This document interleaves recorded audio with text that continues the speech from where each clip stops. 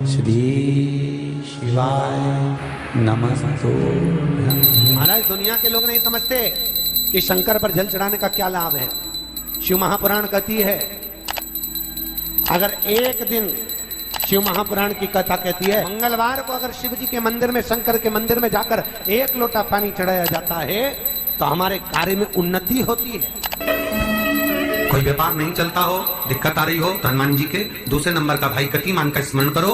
हनुमान जी के उल्टे पांव का सिंदूर लाकर गतिमान का नाम लेकर स्वस्तिक बना दिया जाए व्यापार वाली जगह पर, तो व्यापार अच्छा चलने लगता है। महाराज, कोई व्यक्ति पैसा खा गया, नहीं दे रहा, बहुत परेशान हो गए, मांग मांग कर दे गए, नहीं दे रहा, हाथ जोड़ लिया, पांव जोड़ लिया, सब कुछ कर लिया, नहीं दे रहा, तो हनुमान जी के तीसरे नंबर का भाई रतिमान, रतिमान, गतिमान रतिमान, रतिमान का नाम लीजिए। पीपल के पत्ते पर लाल सिंदूर से जो व्यक्ति पैसा लेकर गया उसका नाम लेकर बहते हुए पानी में अपनी कामना कर रतिमान का नाम लेकर छोड़ दीजिए। 15 दिन में रतिमान ऐसी उतावली मचाता है कि उसको हाथ जोड़कर वो खुद फोन लगाकर बोलता, भैया तेरा मैं पैसा लौटा दूंगा। रतिमान का स्मरण किया जाता है। रतिमान, ध्यान दीजिएगा, हनुमान का एक स्मरण, पंचमुखी हनुमान का एक भाव। महाराज, जैसे बहुत ज्यादा तकलीफ अगर व्यक्ति को हो गई है, बहुत कष्टमय जीवन चल रहा है, हार गए हर जगह से और तकलीफमय जीवन चल रहा है, तो पंचमुखी हनुमान का एक शिव महापुराण का और स्कंद पुराण का एक बड़ा सुंदर मंत्र है। उस मंत्र को आप सब एक बार हमारे साथ में बोलें। ओम नमो हनुमते रुद्र अवताराय सर्व शत्रु संहारणाय सर्व रोग हराय सर्व वशीकरणाय रामदूताय स्वाहा। बस इस मंत्र को हाथ में काली तिल लेकर, एक जौ लेकर और गूगल लेकर, थोड़ा सा उसमें गाय का घी डालकर, कंडे को या अग्नि को जलाकर इस मंत्र का 11 बार 21 बार जाप कर कर अपनी कामना कर कर छोड़ दीजिए। कैसा भी रोग हो, बीमारी हो, कष्ट हो, दुख हो, तकलीफ हो, 21 दिन के अंदर वो आनंद आना प्रारंभ कर देता है। इस मंत्र, स्कंद पुराण का, शिव महापुराण का ये मंत्र मूल पंचमुखी हनुमान सुख दे। और एक और चीज याद रखिए महाराज, यदि कोई काम के लिए जा रहे हो, कोई व्यापार के लिए जा रहे हो या नौकरी करने के लिए जा रहे हो और लगी नहीं रही, बहुत तकलीफ पा रहे हो, सर्विस ही नहीं लग रही, बहुत कष्टमय हो गया, तो निवेदन करूंगा 5 पीपल के पत्ते पर बेसन के 5 लड्डू घर में बने हुए, गाय के घी के 5 लड्डू रख लो। उस लड्डू के बीचों बीच एक आटे का दिया और उसमें तिल्ली का तेल डालकर इसी मंत्र का प्रयोग कर कर पंचमुखी हनुमान का किसी भी हनुमान के मंदिर में जाकर, दक्षिण मुखी हनुमान के मंदिर में जाकर उसको रख कर आ जाइए। इसके बाद आप उस काम के लिए जाइए, आपका काम सफल हो जाएगा। आपको किसी को नहीं कहना पड़ेगा कि हाथ जोड़ना नहीं पड़ेगा, किसी के पांव नहीं पड़ना पड़ेंगे, तुरंत काम होगा। बस इस मंत्र का स्मरण कर कर पंचमुखी हनुमान का भूतेश्वर जो मंत्र है वो सुख देने वाला। पूरे घर में वास्तु के हिसाब से केवल एक दीवार ऐसी होती है जहां पर हनुमान जी का चित्र लगाया जाए।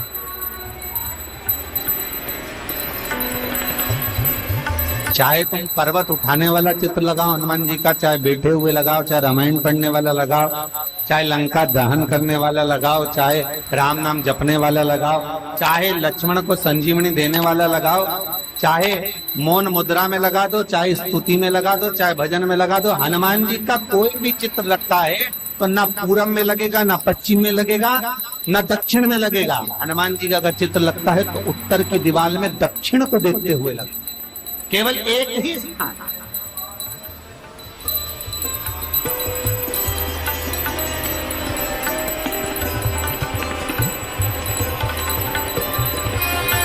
जैसे पूर्वजों के चित्र को, पितरों के चित्र को, गए हुए हमारे जीवों के चित्र को दक्षिण में विराजमान किया जाता है, उसी तरह हनुमान को उत्तर में विराजमान कर कर दृष्टि दक्षिण में कर दी।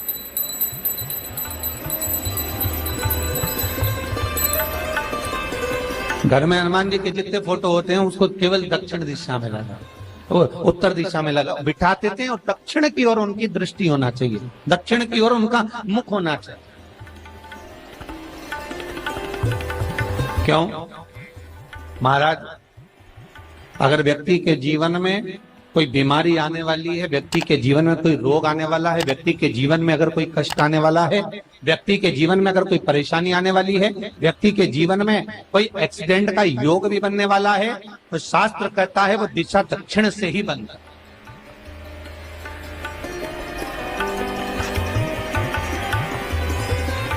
ये दक्षिण जो दिशा है ये यम की दिशा।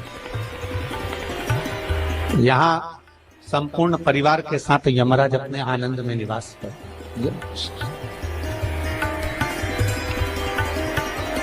और जब हमारे घर में, हम ये नहीं कह रहे कि आप हनुमान जी का फोटो लगाओ, हम ये भी नहीं कह रहे, आपके घर में हो और आपने अगर विराजमान कर रखा है किसी दिशा में, तो हमारा तो निवेदन रहेगा, अभी तक आपने अगर जैसा रखा, पर एक बार दिशा बदल कर देखना कि रोग, बीमारी, कष्ट, दुख, तकलीफ में आपको लाभ मिला कि ना।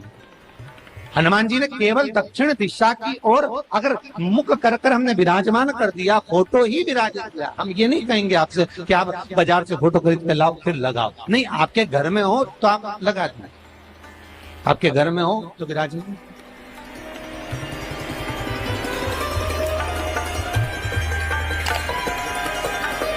अच्छा, कितनी विपरीतता है वो भी आप जरा जानिएगा महाराज, कि शंकर भगवान के ऊपर जो जल चढ़ाया जाता है उसकी जलाधारी उत्तर में जाती है महाराज। भगवान शिव का जो जल जा रहा है वो उत्तर की ओर जा, और हनुमान जी को उत्तर में विराजमान कर मुख दक्षिण की ओर कर दिया। क्यों? प्रबल दिशाओं में उत्तर और दक्षिण महाराज, ये जो दो दिशाएं, इनको साधने के लिए कोई देवता आगे नहीं। अगर इन दिशाओं को कोई साधने वाला है तो केवल एक देवाधिदेव महादेव ही हो सकता। काल का हरण करने वाला वो महाकाल ही हो सकता। शंकर का ही एक अवतार है हनुमान जी महाराज, रुद्र अवतार महाराज। हनुमान जी से कहा तुम दक्षिण की ओर दिशा पर संभालिए, शिव जी कहते हैं मेरा जल जब उत्तर की ओर जाएगा तो इस दिशा को मैं संभाल, चिंता ना करिए। जो स्मरण करने वाला होता है, भजन करने वाला होता है, कीर्तन करने वाला होता है, नाम जाप करने वाला होता है, उसका भी शास्त्र विधान कहता है, उसका भी व्याख्यान वर्णन करता है कि जैसे एक दिशा के रूप में हनुमान जी महाराज को विराजमान कर दक्षिण की दिशा पर हम विजय पर, अर्थात रोग पर, बीमारी पर, कष्ट पर, तकलीफ पर हम विजय प्राप्त कर सकते। ऐसा नहीं कि ऐसा कोई रोग नहीं जिसकी दवा नहीं है, पर जब तक भगवान की कृपा नहीं होगी तब तक कोई औषधि मिल सकती नहीं, कुछ प्राप्त नहीं हो सकता। जब भगवान करुणा करते हैं तो आप रूप कुछ ना कुछ सुख की अनुभूति हो जाती है, अपने आप सुख का भान हो जाता है। तो जैसे दक्षिण का जो स्वामी तत्व है, दक्षिण पर जो दृष्टि देने वाला श्री हनुमान जी महाराज है, इसलिए हनुमान जी को उत्तर की दीवार पर विराजमान कर उनका मुख दक्षिण की ओर रखा जाता है। वास्तु शास्त्र के हिसाब से, वास्तु नियमों के हिसाब से सारे फोटो कहीं पर भी लगा सकते हो, पर हनुमान जी का अगर फोटो तुम्हारे घर में है, हनुमान जी अगर तुम्हारे घर में विराजमान है, हनुमान जी का चित्र तुम्हारे घर में विराजमान है, तो उसका मुख दक्षिण का होगा, तो रोग, बीमारी, तकलीफ, कष्ट ये सब दूर हटते। कई लोग प्रश्न करते हैं, गुरुजी आप कहते हो कि हनुमान जी महाराज शंकर भगवान का एक अंश स्वरूप है, एक अंश। पूरी शिव महापुराण की कथा को उठाकर देखिए, स्कंद पुराण को, मत्स्य पुराण को, कूर्म पुराण को उठाकर देखिए। एक बाणासुर का चरित्र और एक श्री हनुमान जी महाराज का चरित्र बहुत सुंदर। शिव का एक अंश माता अंजना के तप साधना से शिव की प्रागट्यता और शंकर भगवान की प्रागट्यता से शंकर का स्वरूप प्रकट हो। इसीलिए तो कहते हैं शंकर सुमन केसरी